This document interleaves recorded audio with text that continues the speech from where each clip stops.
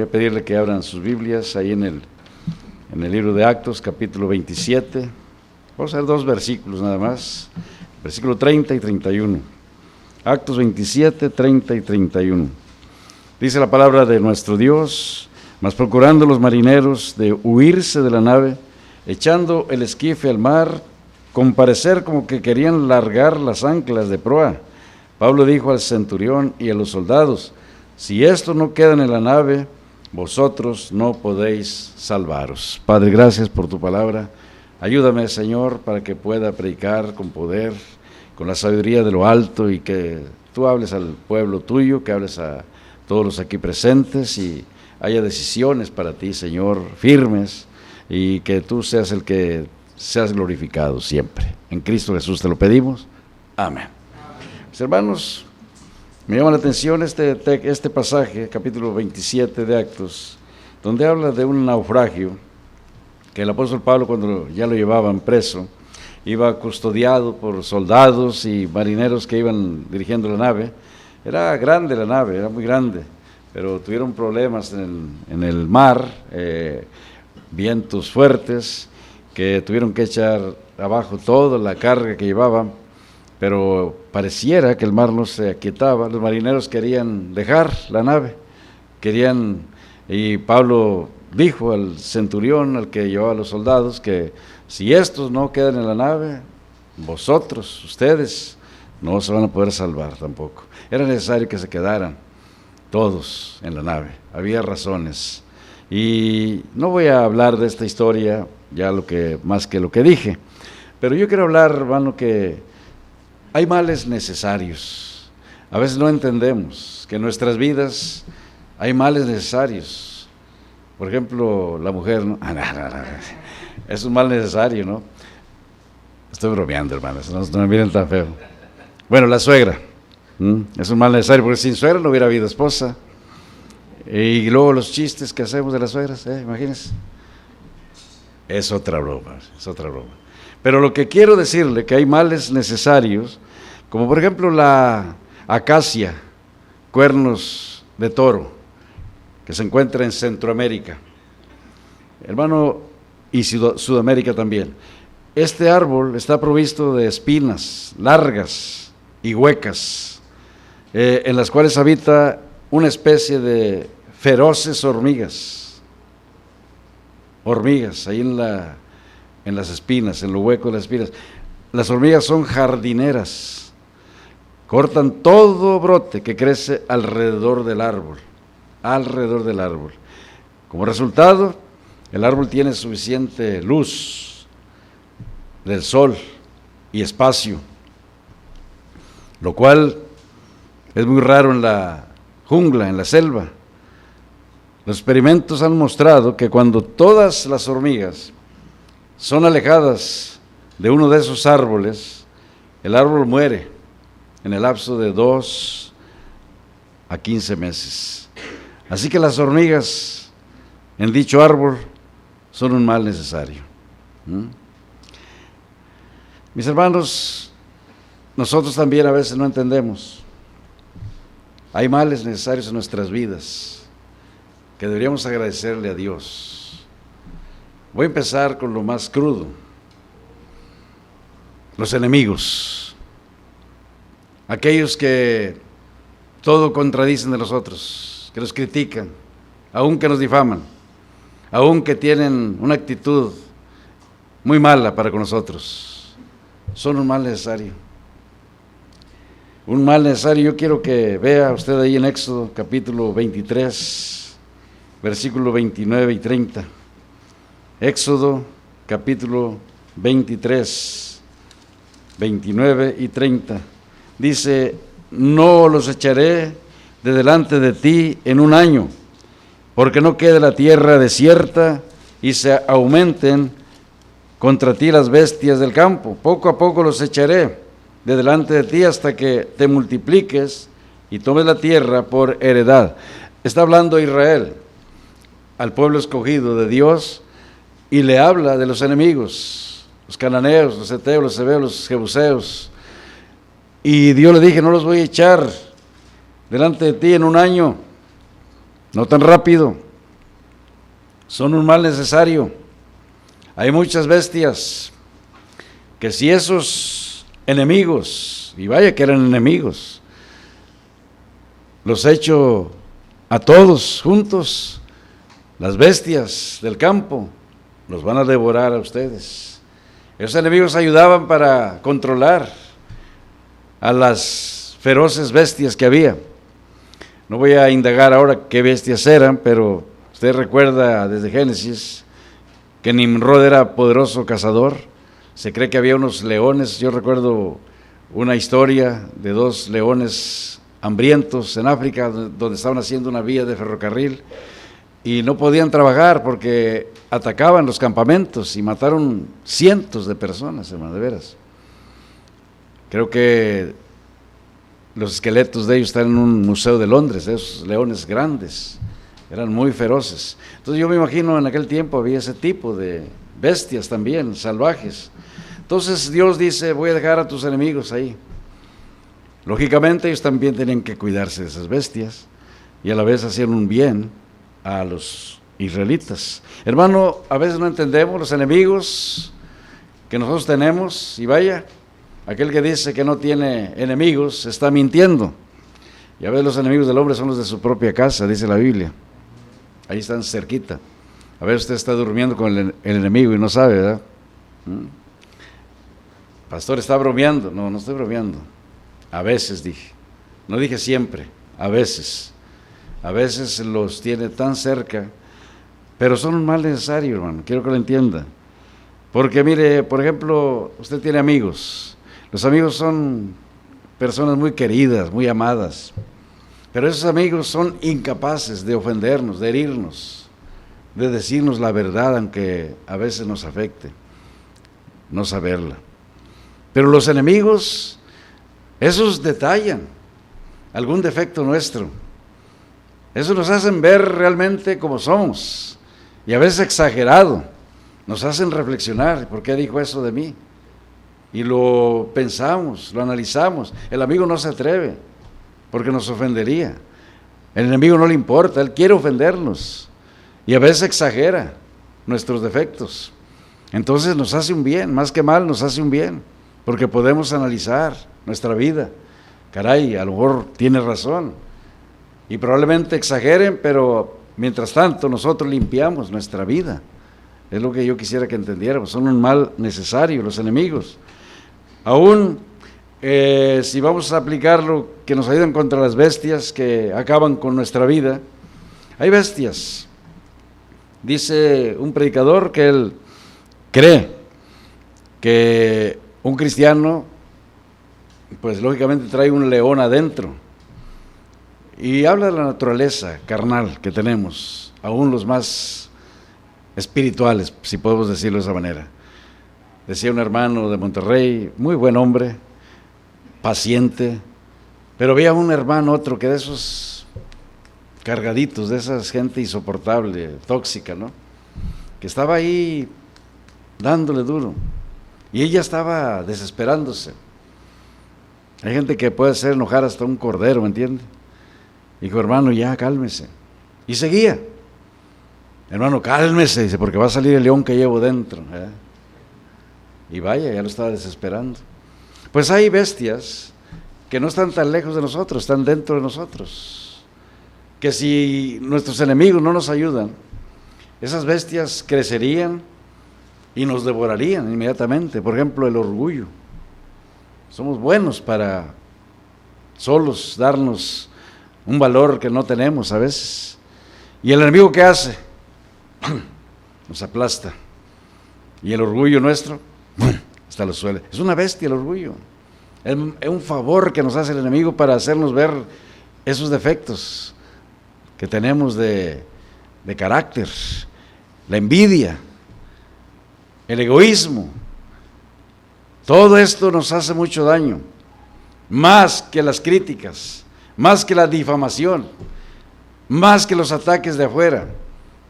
El enemigo que llevamos dentro de nosotros, que es nuestra propia naturaleza carnal, nos hace más daño porque está dentro, no afuera. Afuera podemos verlos, pero adentro No nos damos cuenta o no queremos darnos cuenta. Por eso los enemigos no los vea tan mal. Son aguijones que Dios deja para que nos recuerden que no somos más que hombres. Hay personas como llegaba Amán, aquel hombre en los tiempos de la reina Esther, que veía a Mardoqueo y él se irritaba nada más porque veía a Mardoqueo diferente a los demás. Porque Mardoqueo no se arrodillaba ante él, como todos los demás lo hacían. Y él planeó hasta matarlo. Pero mire lo que termina, este hombre que quería hacerle mal a él, hizo una horca. Su mujer le dio esa idea para colgar a Mardoqueo. Pero al último, él fue colgado en esa misma horca que él fabricó. O sea, no se preocupe por los enemigos. Eso hasta nos ayudan. Y va a entender usted que usted no va a pelear con nadie. Usted está peleando lo más difícil. Lo saben los sabios orientales. La conquista más difícil es conquistarse uno mismo. El dominio propio es algo muy difícil. Solamente con la ayuda del Espíritu Santo podemos hacerlo. Pero si no hay esa ayuda exterior de los enemigos, nunca nos daremos cuenta. Aún en la iglesia, aún en esta iglesia, puede haber falsos hermanos. Pero no los vea tan mal. Vea por qué el pastor tolera a todos, incluso a los falsos hermanos. Y vaya, que tengo discernimiento para saber quién es quién. Y a veces no se requiere tanto, ya con la conducta que tienen algunas personas me doy cuenta quién es falso y quién no lo es. Pero no los trato mal, yo los tomo como algo necesario, un mal necesario dentro de la iglesia. Si no, vea ahí, por favor, hermano, en 2 Corintios 11:26, vamos a hablar de la existencia de falsos hermanos, no en este tiempo, sino hasta los tiempos de Pablo. Mire, 2 Corintios 11:26, Pablo habla de toda la lucha que tenía, de todos los problemas que había. Dice, en viajes, muchas veces, en peligros de ríos, en peligros de ladrones, en peligros de los de mi nación, en peligros entre los gentiles, en peligros en la ciudad, en peligros en el desierto, en peligros en el mar. Y mire lo que dice aquí, ¿en peligros en qué? Entre falsos hermanos. O sea, siempre lo he sabido. Y sí, no son muy agradables, mas sin embargo son un mal necesario. Mire 1 Corintios 11:29. 1 Corintios 11:29. A ver, que estoy en qué es 11:19, perdón, 11:19. Dice, porque es menester que también haya entre vosotros herejías, para que los que son probados se manifiesten entre vosotros. ¿De dónde cree que vienen las herejías? De los falsos hermanos. Alguien que no va a estar de acuerdo en lo que la palabra de Dios dice, y va a estar murmurando, y va a estar tratando de meter en otros ideas que no van de acuerdo a lo que la palabra de Dios enseña. Son falsos hermanos, pero son un mal necesario, hermano. ¿Por qué? Dice Pablo que para probar a los verdaderos. Ahí no es cuestión de quién te lo dijo, sino si tú lo crees. Yo hablaba con un pastor de allá de León, y llegué yo y me dijo, hermano Silvestre, pasaron 4 pastores a hablar mal de usted, pero dijeron pestes. Y yo dije, ¿y me puedes dar los nombres? Y me mencionó 4 nombres de personas que yo en mi vida jamás los había escuchado. Dije, no los conozco, no sé quiénes sean. Digo, pero no me preocupo por lo que digan. Me preocupo si tú crees lo que te dijeron de mí. No, yo lo conozco a usted, me dice. Ah, bueno, con eso basta. No es el problema, hermano, quién habla, quién murmura, quién dice. El problema es quién oye y si lo cree o no lo cree. ¿Para qué son los falsos hermanos entre nosotros? Para probar a los que son verdaderos. Alguien viene y usted conoce a sus hermanos en Cristo y llega y le dice algo malo contra él. Espérame, ¿de quién estás hablando? No, pues de fulano. No, yo conozco a fulano y te conozco a ti, así que cállate la boca porque tú estás peor en muchas áreas y esta es una de ellas. Murmurar de los demás no es correcto. Entonces ahí se prueba quién es el que recibe el bien, del que se habla mal pues ese a veces ni se entera, pero se prueba aquel que escucha algo que no anda bien. Por eso tenga cuidado, hermanos, si no los vea mal, trátelos parejo. Mire Cristo, qué ejemplo tan grande de Cristo. Cuando le lavó los pies a los discípulos, le lavó los pies a Judas. Yo puedo ver cómo Cristo Jesús no hizo diferencia. Yo creo que pensó en Judas, que iba a ir al infierno. Dice, este hombre pues le voy a refrescar un poco los pies, porque por toda la eternidad se estará quemando en el infierno. Así lo pienso yo también. Aquí comimos todos en la mañana una suculenta, ¿cómo se llama? Cochinita. Todos. Y de hecho, no quiero ser injusto ni tampoco agredir a nadie, pero de hecho, los que comen más, muchas veces son los que menos quieren cooperar y servir. No estoy diciendo que es general, pero regularmente así es. Pero no hay problema, a mí no me molesta, a mí me gusta que coman, me gusta que todos participen de lo que Dios nos da. Es una bendición. Recuerda a David cuando regresó, iba por las mujeres y los niños que se habían raptado, cuando ellos no estuvieron en el pueblo ahí, y se llevó a varios hombres. Algunos no aguantaron y se quedaron cuidando el bagaje, el equipaje. Entonces cuando regresan ya con todo, con toda la, le llaman el despojo, había unos hombres ahí, y la Biblia los llama hombres de Belial, que dijo, esos que se quedaron no vamos a compartir con ellos. Y David los reprende duramente. Y les digo, todos vamos y en partes iguales. Qué cosas, ¿no? A veces no comprendemos. En la obra de Dios no tenemos que ser fijados. Por favor, hermano, quítese esa actitud. Cuando el pastor, alguien le pregunta, pastor, ¿ya comió? Yo soy feliz que coman todos. Ahí comí con los hermanos que estaban cocinando, estaban calentando la comida, pastor, vengas a comer, me sirvió el hermano y comí con ellos bien a gusto, pero yo prefiero 1000 veces ver a todos felices, aún aquellos que quizá no lo merezcan, si esa es nuestra percepción. Es importante ver esto, y a veces Dios permite que haya todo eso, pero la iglesia verdadera debe tener cuidado con juzgar a este o aquel. Hay que dejar que Dios sea el que obre. Hay que esperar en Dios, hermano. Por eso los falsos hermanos son un mal necesario. Un mal necesario. Ayuda a probar a los que son verdaderos.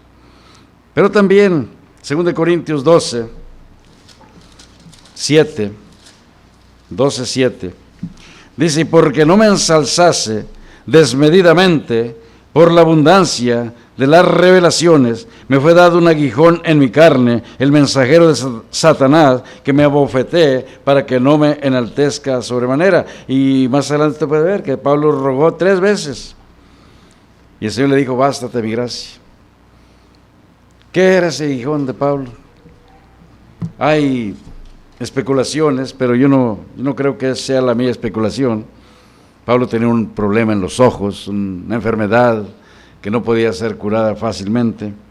Y Pablo pues pedía, por eso cuando escribió algunas cartas dijo, con cuán grandes letras escribí de mi propia mano, porque el que hacía las cartas manualmente era otro, Pablo las dictaba regularmente, pero cuando él escribió con cuán grandes letras, a los Gálatas les dijo, fueron capaces de dar sus ojos cuando llegué la primera vez, por mí, y ahora ¿qué pasa? ¿Qué sucede? Entonces vemos aquí que Pablo tenía un problema en los ojos y historiadores lo han confirmado, y aquí yo creo que ese era el problema. Y él rogó al Señor que le quitara esa enfermedad, le afectaba, le molestaba a su carne, pero Dios, ¿qué le contesta? Que bástate mi gracia, porque mi poder en la flaqueza se perfecciona, en la debilidad se perfecciona. Aquí podemos ver, hermano, que hay males necesarios. Hablamos de los enemigos, hablamos de los falsos hermanos, pero también las enfermedades. Hay enfermedades que Dios las permite. ¿Por qué las permite? Porque nos hace reconocer nuestra incapacidad y manifiesta el poder de Dios. No es nuestra fuerza, no es nuestra sabiduría, es el poder de Dios en nosotros. Pablo lo entendía perfectamente bien. Y Pablo, cuando oró para que le quitara esa enfermedad, el Señor era un aguijón en su carne, era algo que le molestaba. Un aguijón es como cuando usted trae una espina clavada, como la enfermedad que tiene usted, como la que tengo yo, y eso nos molesta, y queremos que Dios nos ayude, y queremos que nos quite todo esto, pero muchas veces Dios dice, bástate mi gracia. Por eso muchos religiosos no entienden esto, quieren que Dios los sane de todo, y engañan a la gente que todo cristiano debe estar 100% sano. Pues pregúntele a Pablo. No estaba sano, sin embargo Dios se manifestaba en él, porque su poder en la flaqueza se perfecciona. Y creo yo que a veces, hermano, esos males son necesarios. No nos amarguemos por una enfermedad, no nos amarguemos porque el doctor nos dijo que tenemos azúcar en la sangre. No nos amarguemos porque nos dijo el doctor que tenemos asma. No nos amarguemos porque nos dijo el doctor que tenemos problemas en los huesos. No nos amarguemos, ¿por qué? Porque esto quiere Dios así. Hay muchas cosas que no comprendemos, son males necesarios. ¿Qué sería si así como estamos todos enfermos, somos orgullosos? Imagínense cómo seríamos, sanos. Hay cosas que no entendemos, pero son necesarias en nuestra vida, diferentes en cada uno de nosotros. Tenemos que aguantar, nos hacen depender de la gracia de Dios. Por último, otros males necesarios son los golpes de la vida. Eso casi los nuevos cristianos, los jóvenes, no los conocen.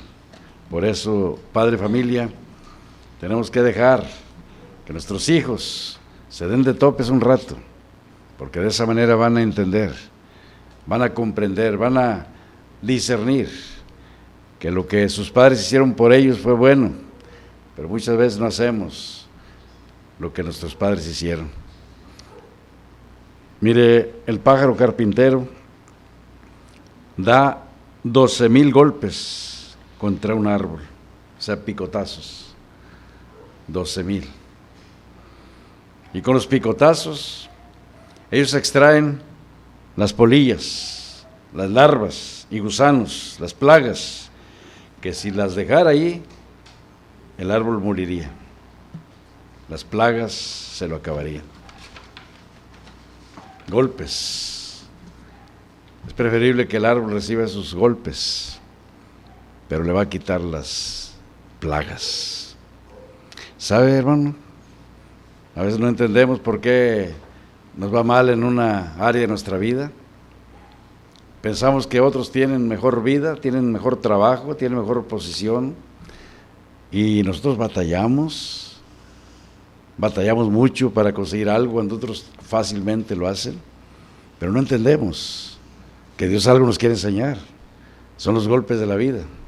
Cuando yo empecé la primera obra allá en Guanajuato, llegué con mi pastor, le dije, pastor, es muy dura la obra ahí, sin dinero. Por eso yo tengo amor por los misioneros, porque yo allá fui sin dinero y era bien difícil, más que tenía una promesa de nuestra iglesia que muy pocas veces llegaba, y poquita promesa.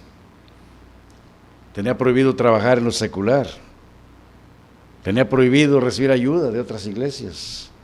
¿Qué diferencia para estos misioneros ahora? Claro, ellos van a otras partes, a otros países. Yo estaba en México todavía. Sin embargo, llego y le digo, parece que no hay fruto como yo quisiera. Me dijo el pastor, Dios con el primero que trabaja es con el misionero, con la persona. Todo eso lo hace Dios para que entendamos, para que comprendamos que necesitamos foguearnos. Si no hay esos golpes de la vida, no vamos a apreciar lo que Dios hace en nuestra vida.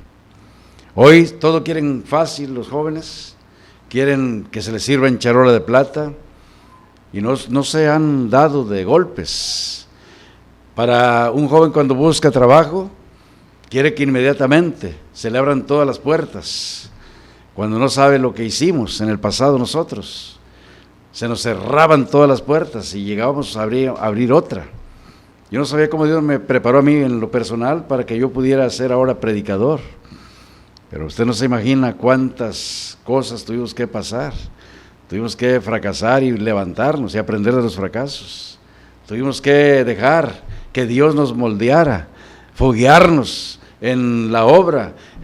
Yo todavía recuerdo con cariño a mi padre cuando me dijo: Silvestre, ya no te voy a dar ni un centavo, tú vas a mantenerte solo, y si quieres estudiar tienes que trabajar. Y yo era muy joven, yo creo que tenía entre 16 y 17 años y era buen estudiante, pero de ahí empezó mi vida y empecé a darme de golpes de la vida, o la vida empezó a dar golpes. ¿Sabe quién es la mejor maestra? La vida. Por eso sus lecciones son muy caras, pero son necesarias, son males necesarios, que si ahora los padres no enseñamos a los hijos a que tienen que darse de golpes, entonces no van a crecer, no van a poder salir adelante. El día que el padre o la madre fallecen, se les va a caer el mundo encima. Los golpes de la vida son males necesarios. Mire la jirafa al nacer, la jirafa recibe una patada de la madre, luego naciendo. Se pone así sobre sus patitas flacas, una patada y ahí va al suelo. Y luego se levanta, otra patada, y así la trae, patada tras patada. Y sabe, así comienza ese ciclo, interminable. Te paras, te tumbo, te paras, te tumbo. Te golpeo para que te levantes. La mariposa, ¿cómo nace? Qué gran esfuerzo hace para salir del capullo. Pero si no se permite que salga por sí sola, si se le ayuda, no vuela. ¿Sabes una cosa, mi hermano joven? A veces te hace falta esos males necesarios en tu vida, esos golpes de la vida. Hermanos, ayúdenlos. Ayúdenlos para que ellos sepan enfrentar sus problemas. Cuando en la escuela salen con una mala calificación, no mientan. Háganlos que confronten al maestro, que paguen, y si hay que pagar algún dinero, déjenlos que trabajen para que ellos lo paguen. Pero usted y yo resolvemos los problemas de ellos, ¿cuándo van a aprender?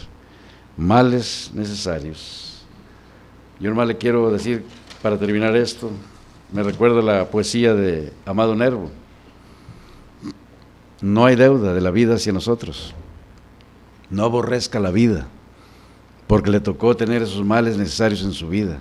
Al contrario, dijo Amado Nervo, muy cerca de mi ocaso: yo te bendigo, vida, porque nunca me diste ni esperanza fallida, ni trabajos injustos, ni cosa inmerecida, porque veo al final de mi rudo camino que yo fui el arquitecto de mi propio destino, que si extraje la miel o la hiel de las cosas, es que en ellas puse hiel o mieles sabrosas.